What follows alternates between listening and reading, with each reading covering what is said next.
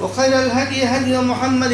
صلى الله عليه وسلم وشر الأمور محدثاتها وكل محدثة بدعة وكل بدعة ضلالة وكل ضلالة في النار. أعوذ بالله السميع العليم من الشيطان الرجيم. بسم الله الرحمن الرحيم. يا أيها الذين آمنوا أطيعوا الله وأطيعوا الرسول وأولي الأمر منكم.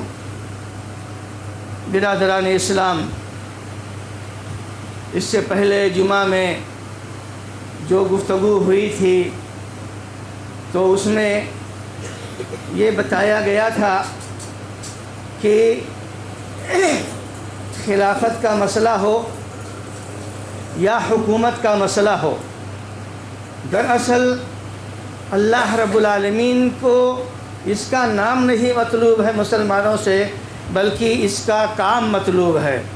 اسی وجہ سے جہاں ایک طرف خلافت کی بات اور مسلمانوں کے رہنما میں جو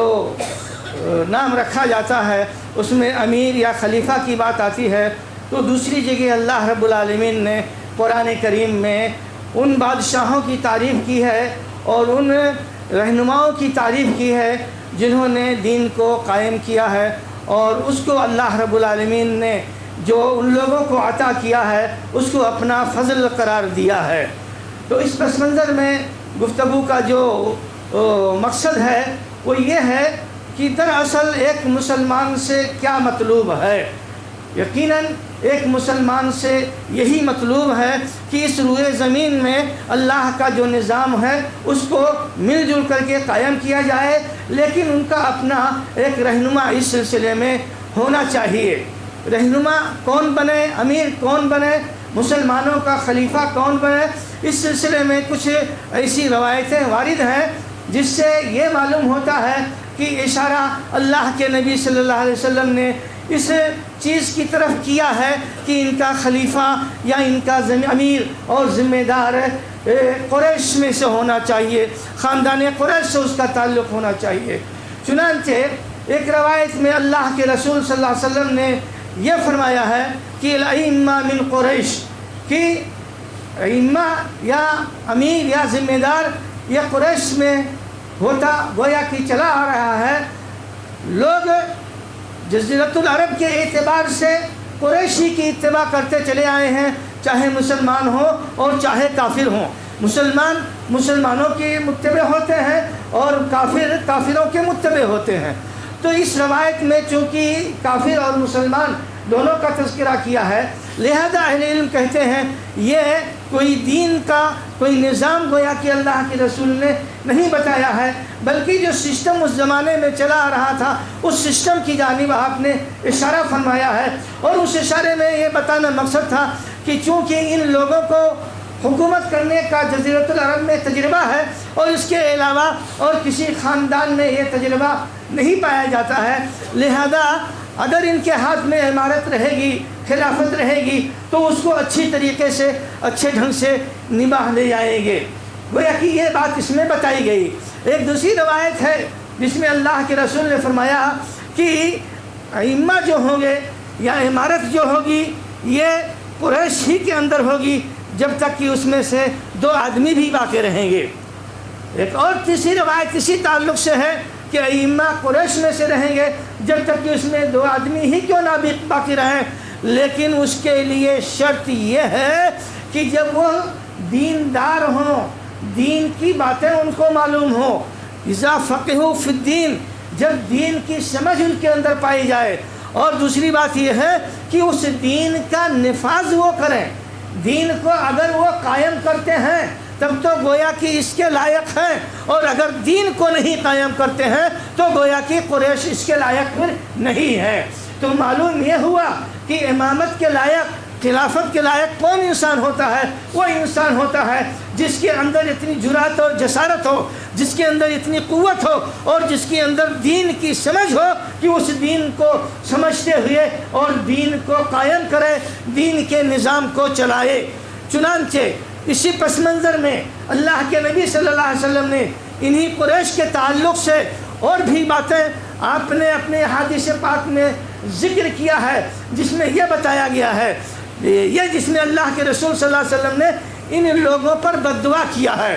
قریش کے لوگوں پر اللہ کے رسول نے بد دعا کیا ہے، اگر وہ کو امیر بنا دیا جائے اور وہ دین کو قائم نہ کریں، اپنی ذمہ داری کو نہ ادا کریں، تو اللہ کے رسول صلی اللہ علیہ وسلم نے ان پر بد دعا کی ہے۔ اور ایسے ہی ایک روایت میں اللہ کے رسول صلی اللہ علیہ وسلم نے عام مسلمانوں کو یہ کہا ہے کہ جب یہ دین کو قائم نہ کرے تو مسلمانوں کو چاہیے کہ ان کو ہٹا دیں اور ان سے جنگ کریں۔ جنگ کیا اگر ضرورت پڑے گویا کی تو وہ کر کے ان کو ہٹا دیا جائے۔ یعنی مطلوب قریش کا نام نہیں ہے، مطلوب کسی قبیلے کا نام نہیں ہے، مطلوب کسی فرد کا نام نہیں ہے، بلکہ مطلوب وہ فہم ہے جو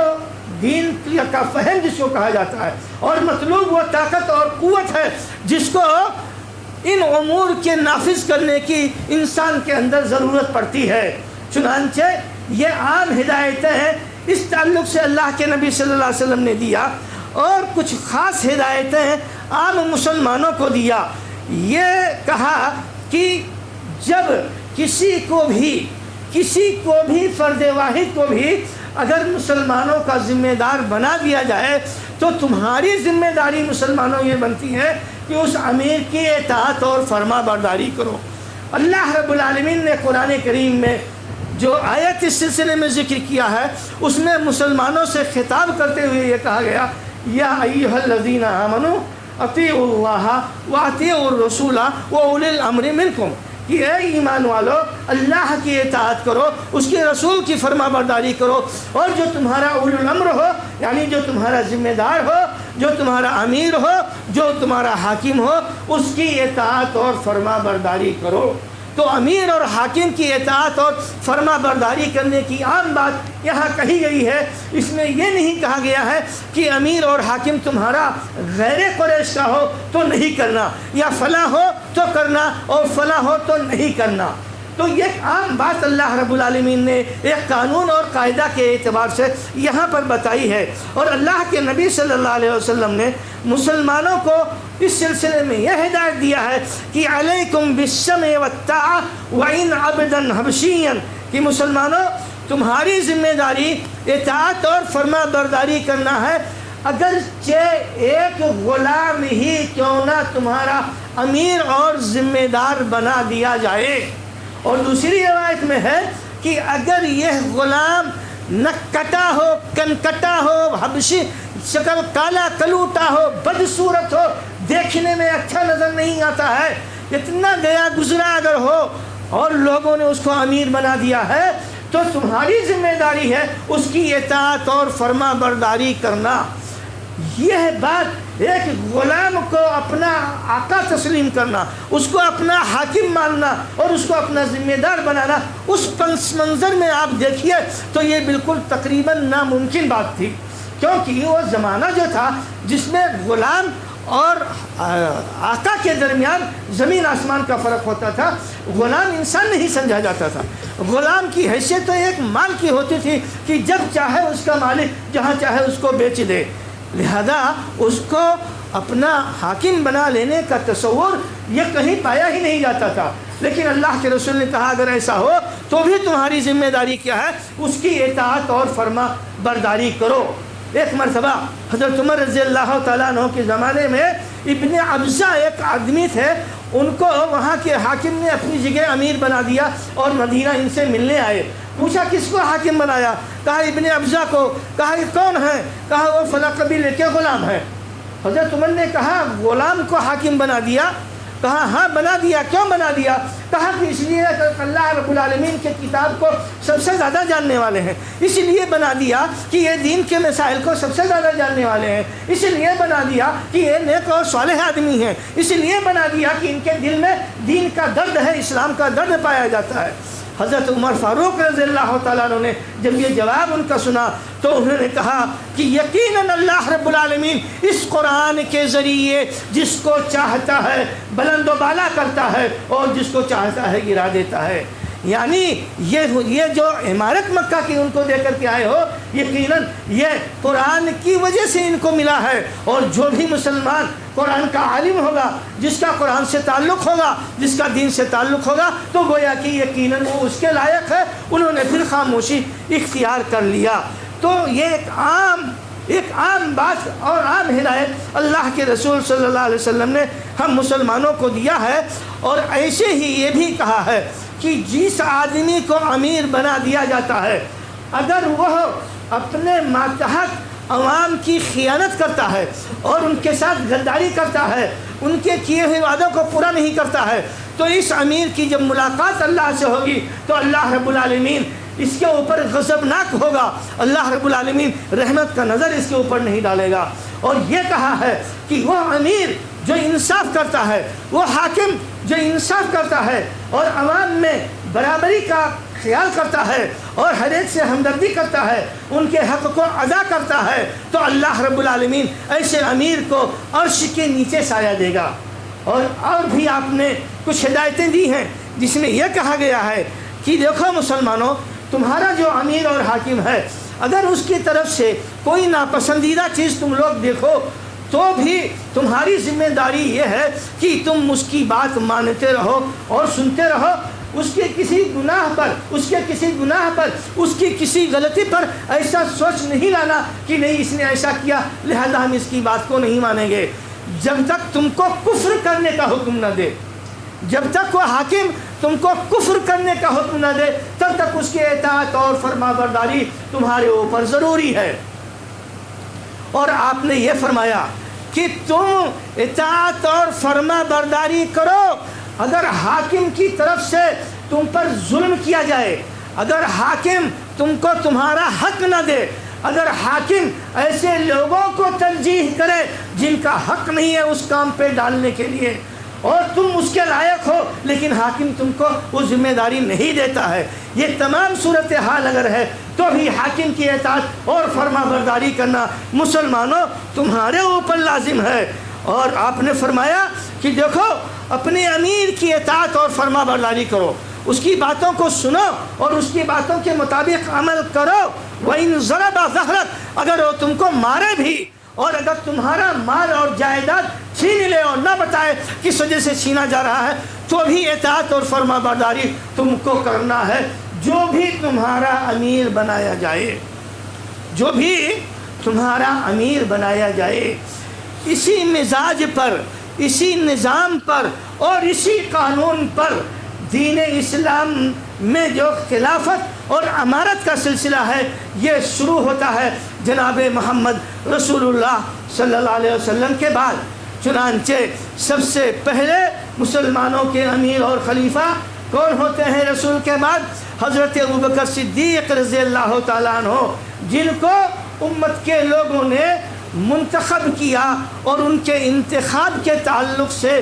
رسول اللہ صلی اللہ علیہ وسلم کی کچھ ہدایتیں تھیں اور کچھ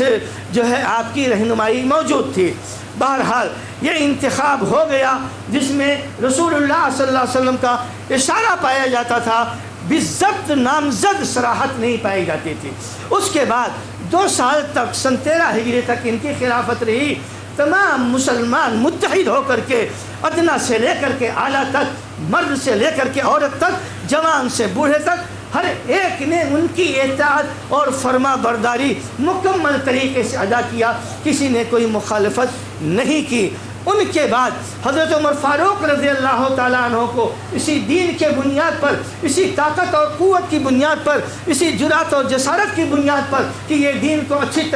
طریقے سے نبھا سکیں گے، ان کو حضرت ابوبکر صدیق رضی اللہ تعالیٰ عنہ نے نامزد کر دیا اپنی زندگی میں کہ اب میرے بعد خلیفہ مسلمانوں کے ذمہ دار اور امیر کون رہیں گے؟ حضرت عمر فاروق رہیں گے۔ چنانچہ تمام مسلمانوں نے ان کی خلافت کو قبول کیا اور کسی فرد واحد نے بھی اطاعت اور فرما برداری سے سر نہیں موڑا۔ 24 ہجری تک یہ سلسلہ چلتا رہا۔ بالآخر خارجیوں، مجوسیوں، یہودیوں اور روافض کے حملے میں آ کر کے وہ شہید ہوئے۔ اس کے بعد حضرت عثمان ابن عفان رضی اللہ تعالی عنہ کو خلیفہ بنایا گیا۔ اس خلیفہ کے بنانے کے میں حضرت عمر رضی اللہ تعالی عنہ کا مشورہ شامل تھا کہ مجلس شورا کے جو لوگ ہیں ان مجلس شورا کے لوگوں کو یہ ذمہ داری میں دیتا ہوں، 6 آدمی ہیں، اس میں سے یہ لوگ رائے مشورہ کر کے کسی کو منتخب کر لیں۔ انتخاب کا کی ذمہ داری لوگوں نے عبدالرحمن ابن عوف کو دے دیا، جو اس مجلس شورا کے ایک فرد تھے۔ انہوں نے رات دن محنت کیا، حج کا زمانہ تھا، عمرہ جو تھے فوجی عمرہ وہ بھی موجود تھے، سب سے رائے مشورہ کیا اور بالآخر انہوں نے یہ طے کیا کہ مسلمانوں کا جو رجحان جاتا ہے اور ان کی جو رائے ہے وہ یہ رائے ہے کہ حضرت عثمان رضی اللہ تعالیٰ عنہ کو خلیفہ بنا دیا جائے۔ اس لیے انہوں نے ان کو خلیفہ بنایا اور حضرت علی رضی اللہ تعالیٰ عنہ کو پہلے بلایا اور ان سے اپنی جو گفتگو کیا اور ان کے سامنے یہ بیعت ہوئی۔ چنانچہ یہ مسلمانوں کے خلیفہ ہوئے، کسی نے کوئی اختلاف نہیں کیا۔ یہ سلسلہ 6 سال تک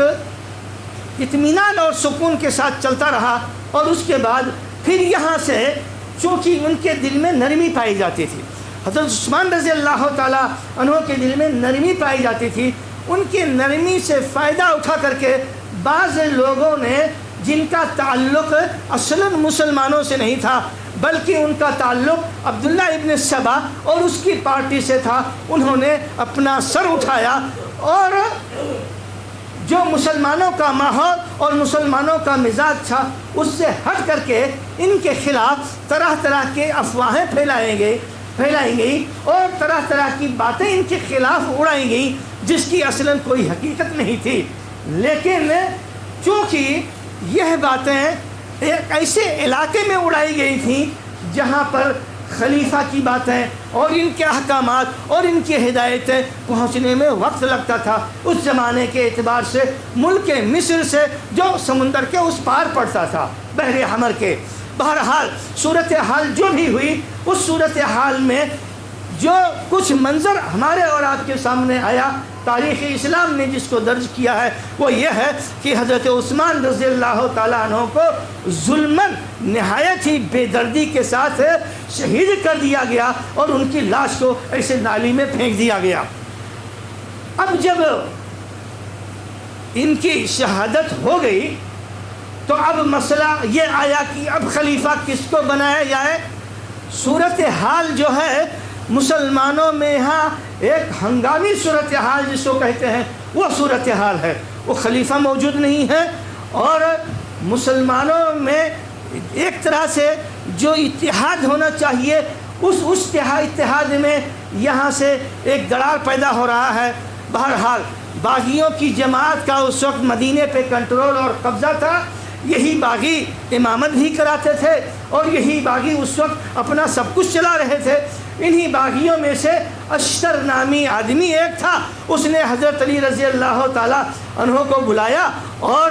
اپنی جماعت کے ساتھ بیٹھا ہوا تھا، ان کے ہاتھ پر ہاتھ رکھ کر کے کہا کہ میں آپ پر بیعت کرتا ہوں، آپ مسلمانوں کے خلیفہ ہیں۔ بہرحال جب ایک آدمی کی بیعت ہو گئی، جو لوگ وہاں بیٹھے تھے ان کی بیعت ہو گئی، تو جمہور مسلمانوں نے حضرت علی رضی اللہ تعالیٰ عنہ کے ہاتھ پر بیعت کر لیا اور ایک طرح سے خلافت کا معاملہ ختم ہو گیا۔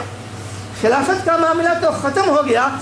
لیکن ایک دوسرا مسئلہ یہاں پیدا ہوا جس کے وجہ سے مسلمانوں کے صفوں میں کچھ دنوں تک اختلاف برقرار رہا۔ مسئلہ یہ پیدا ہوا کہ یہ جو قاتل ہیں حضرت عثمان رضی اللہ تعالیٰ عنہ کہ ان کا خون کا بدلہ چاہیے ہم کو۔ خاندان والوں نے کہا، اور جن کی قیادت خود امیر معاویہ رضی اللہ تعالیٰ عنہ جو ملک شام کے گورنر تھے، ان کے پاس مضبوط فوج تھی، انہوں نے اس مسئلے کو اپنے ہاتھ میں لے لیا۔ حضرت عائشہ صدیقہ رضی اللہ تعالیٰ عنہ سے بات چیت کر کے ان کو بھی اپنے ساتھ ملا لیا۔ صورتحال بہرحال مشکل اور پیچیدہ ہو گئی، ایسا ہونا نہیں چاہیے تھا۔ حضرت علی رضی اللہ تعالیٰ عنہ جب ذمہ دار بنے ہیں، خلیفہ بنے ہیں، تو اب دیکھو وہ کیا کرتے ہیں، کیا صورتحال ہے، اس کا امکان ہے کہ نہیں ہے، کہیں پورے ملک میں اس کی وجہ سے بغاوت نہ ہو جائے۔ تو بہرحال وہ اس پر ضد کرتے رہے اور حضرت علی رضی اللہ تعالیٰ عنہ کو باغیوں نے اپنے گھیرے میں ایسا لیا کہ چلیے وہاں مدینے سے بھاگ چلیے کوفہ رہتے ہیں۔ چنانچہ وہ ان کو بلا لے گئے، وہ کوفہ رہنے لگے۔ اب دو پارٹیاں تیار ہوئی، سیاسی پارٹیاں آپس میں اسی مسئلے پر انتشار کر رہی ہیں، آپس میں جنگ و جدال ہوا۔ پھر حضرت علی رضی اللہ تعالیٰ عنہ کی مدت خلافت بھی ختم ہو گئی، شہید کر دیے گئے وہ بھی انہی لوگوں کے دشمنوں کے ذریعے سے۔ حضرت حسن رضی اللہ تعالیٰ عنہ کو خلیفہ بنایا گیا، چند مہینہ انہوں نے خلافت کیا، اور پھر انہوں نے حضرت امیر معاویہ رضی اللہ تعالیٰ عنہ سے بات چیت کر کے خلافت جو ان کے پاس تھی انہوں نے ان کے ہاتھ پر بیعت کر لیا اور کہا کہ خلیفہ اب جو ہے آپ رہیں گے اور میں اس سے دستبردار ہوتا ہوں۔ بعض شروط انہوں نے اس میں رکھے۔ تو اب جب خلیفہ ان کو بنا دیا گیا تو اب تمام مسلمانوں کے گویا کہ وہ متفق علیہ خلیفہ ہو گئے۔ اب اس سال کو، جس سال میں یہ واقعہ پیش آیا، اس سال کو مسلمانوں نے عام الجماعہ کا نام دیا، یعنی مسلمانوں کے اجتماع کا سال، اور یہ ہے سن 41 ہجری کا سال چل رہا تھا۔ اب 41 ہجری سے پھر یہ تمام مسلمانوں کے متفق علیہ خلیفہ بنے اور تمام مسلمان ان کی اطاعت اور فرما برداری آخری دور تک کرتے رہے۔ سن 60 ہجری میں ان کی وفات ہوئی۔ اپنی وفات سے پہلے ہی انہوں نے اپنے بیٹے حضرت یزید ابن معاویہ کے لیے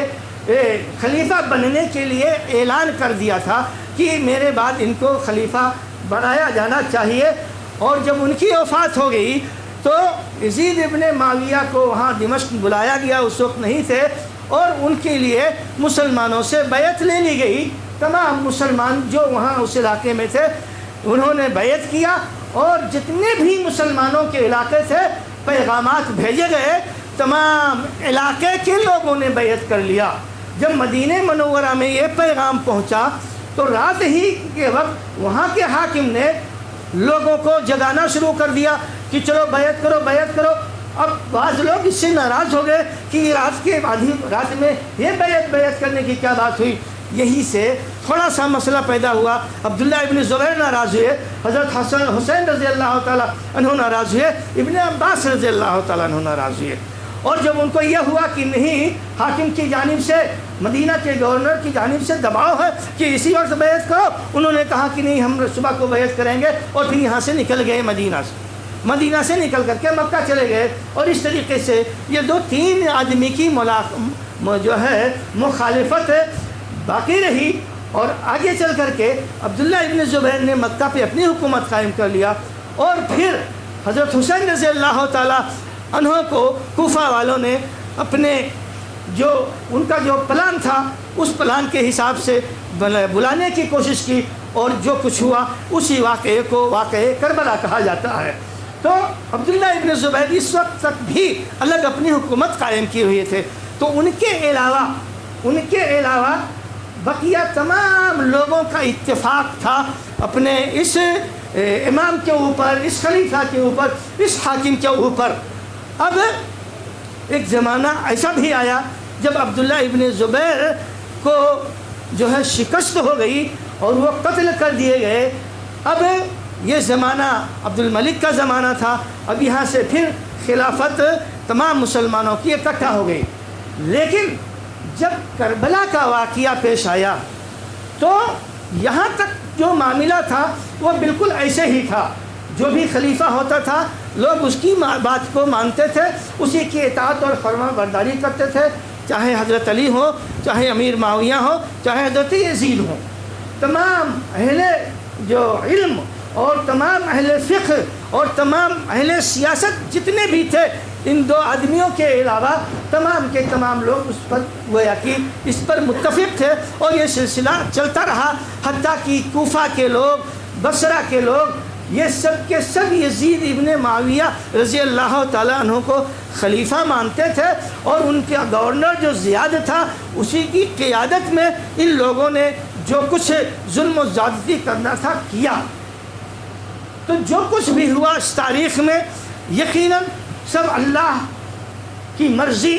اس کی مصلحت، اس کے حکم سے ہوتا ہے۔ لیکن جب شہادت حسین رضی اللہ تعالیٰ عنہ کا یہ واقعہ پیش آ گیا تب یہاں سے یہ مسئلہ اٹھایا گیا۔ کون سا مسئلہ؟ یہی وہ مسئلہ ہے جو مسئلہ مسلمانوں کے لیے ابتدا سے لے کر کے آج تک درد سر بنا رہا، اور اسی بنیاد پر مسلمانوں میں تفرقہ بازی جو شروع ہوئی تو یہ تفرقہ بازی بڑھتی ہی گئی۔ اور یہاں پر عبداللہ ابن سبا نے حضرت علی رضی اللہ تعالیٰ عنہ کے زمانے ہی میں یہ بات کہی تھی کہ حضرت علی جو ہیں یہ اللہ کے نبی کے وصی ہیں اور رسول اللہ صلی اللہ علیہ وسلم کے بعد خلیفہ ہیں۔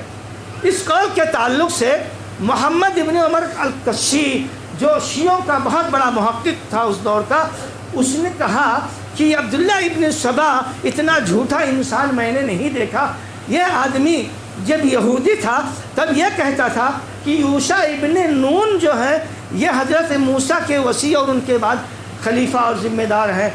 اور جب یہ اب ایمان ظاہر کیا ہے تو اس کے بعد یہ کہنے لگا کہ حضرت علی یہ وصی ہیں۔ وصی کا مطلب کہ اللہ کے رسول نے وصیت کیا ہے کہ میرے بعد یہ خلیفہ ہوں گے۔ یہ بات اس نے لوگوں کے درمیان پھیلانا شروع کیا اور حضرت علی کی جانب بہت ساری باتیں منسوب کرنا شروع کیا۔ چنانچہ حضرت علی رضی اللہ تعالیٰ عنہ نے اس کو زندہ جلوا دیا،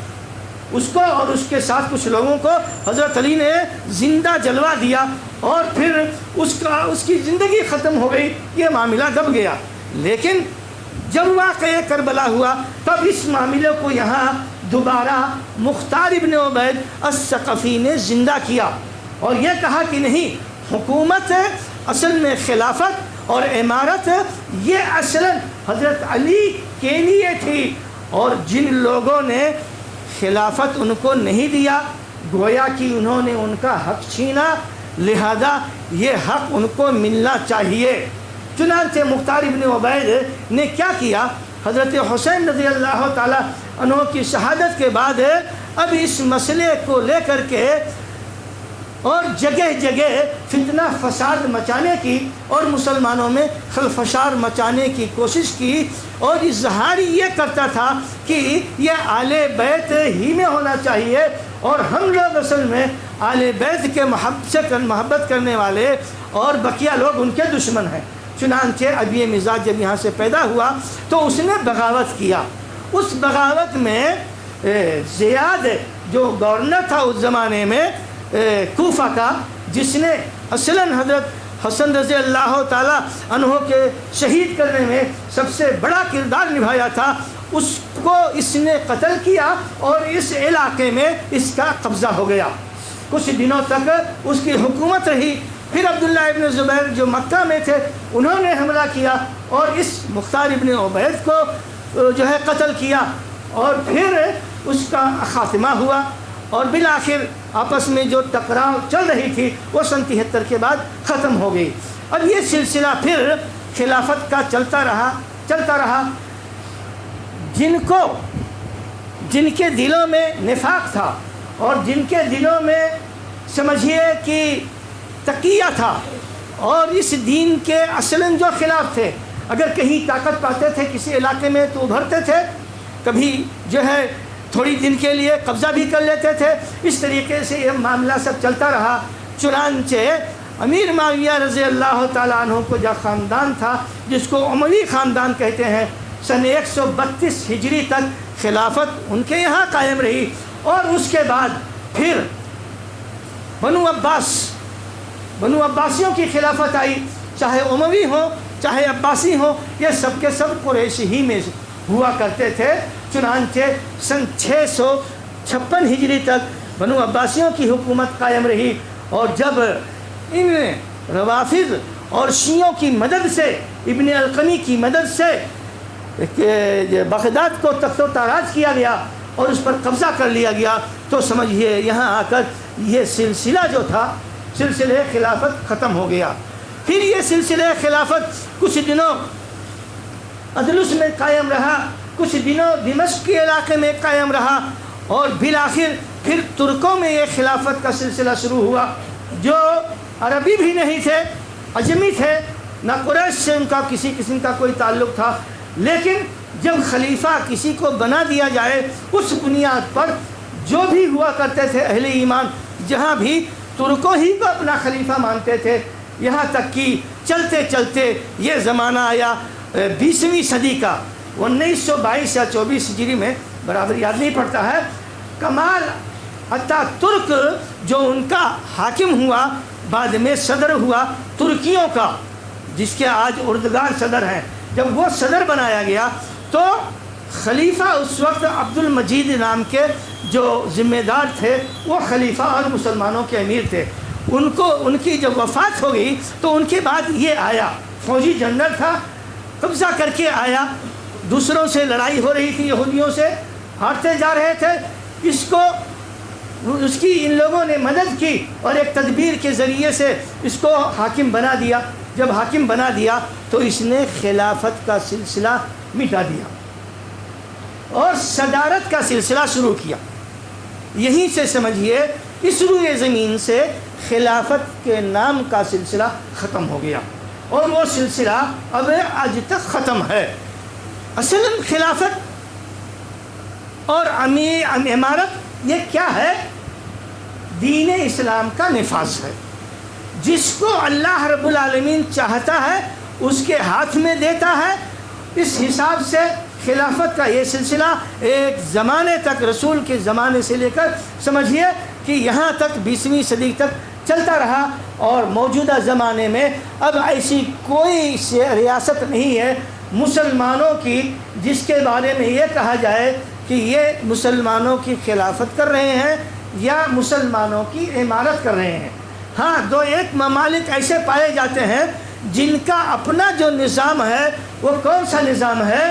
وہ دین اسلام کا جو نظام ہے اور کتاب اور سنت کا جو نظام ہے، ان کے یہاں یہ نظام قائم ہے اور یہی نظام قائم کرنا مسلمانوں سے مطلوب ہے. اگر لفظ خلافت سے لوگوں کو چڑ ہو رہی ہے، اس سے ان کو پریشانی ہو رہی ہے، لفظ امارت ان کو پسند نہیں ہے، نہ ہو، لیکن مسلمان کی جو ذمہ داری ہے وہ یہ ذمہ داری ہے کہ جہاں بھی رہے وہ اپنے دین کو قائم کرے اور جو حاکم ان کا اس دین کو قائم کرتا ہے اس کی ہر طور سے مدد کرے. اگر اس حاکم سے کوئی غلطی ہو جائے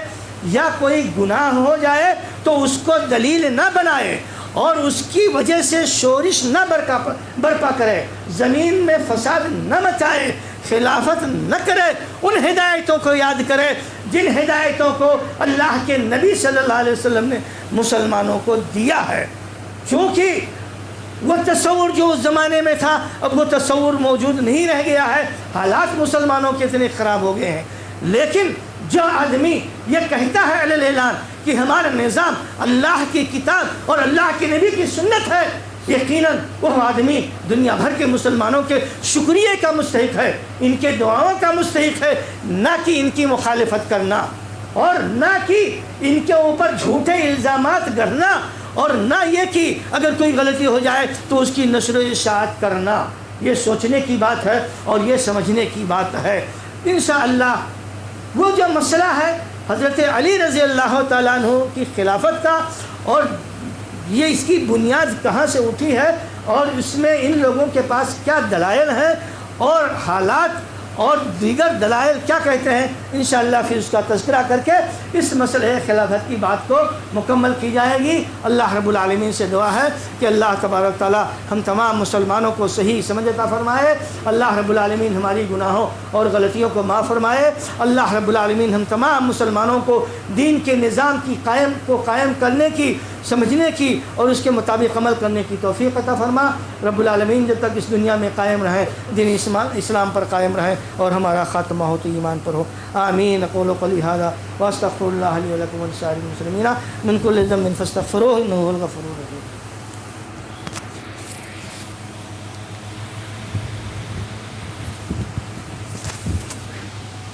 الحمد للہ نحمده ونستعینه ونستغفره